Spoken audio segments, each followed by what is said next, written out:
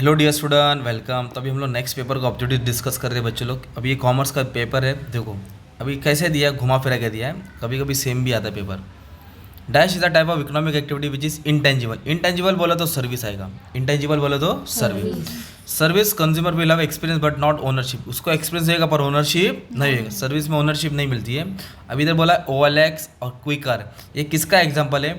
ये e commerce website है। क्या ये e commerce website online business की वेबसाइट है। Dash is type of economic activity that is intangible not store. फिर से इंटेंजिबल है तो इसका आंसर सर्विस है। क्या है? अगर टेंजिबल है तो प्रोडक्ट रहेगा, टेंजिबल है तो प्रोडक्ट, और इमेज है तो ब्रांड, इमेज है तो brand. Service cannot be store. Service को स्टोर कर सकते क्या? नहीं।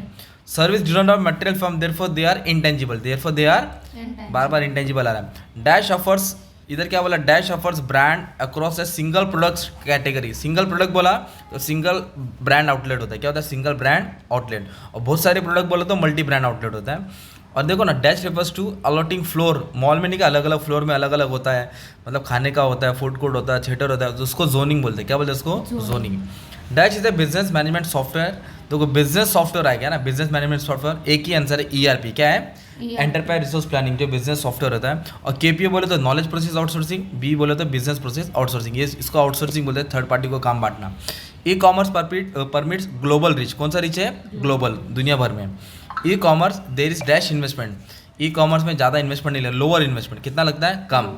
इन India e commerce market is mainly dominated by, कौन डोमिनेट करता है? अर्बन। कौन डोमिनेट करता है? अर्बन। ओके। अब ट्रू और फॉल्स बोला है।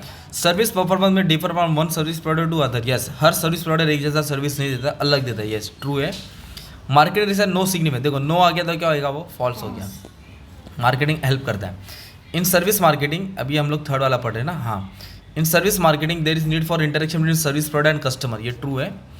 अनऑर्गेनाइज रिटेलिंग, एक सेकेंड है बच्चा।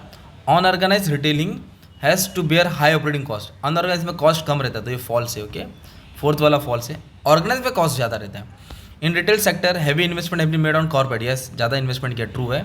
Department store is form of non store. नहीं, डिपार्टमेंट स्टोर फॉर्मेट है। क्या है? स्टोर। नॉन स्टोर में क्या आता है? ऑनलाइन मार्केटिंग आता है, डायरेक्ट मार्केटिंग आता है।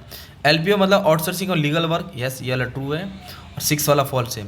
There is no difference between credit card and debit card. False है भाई, दोनों में डिफरेंस है।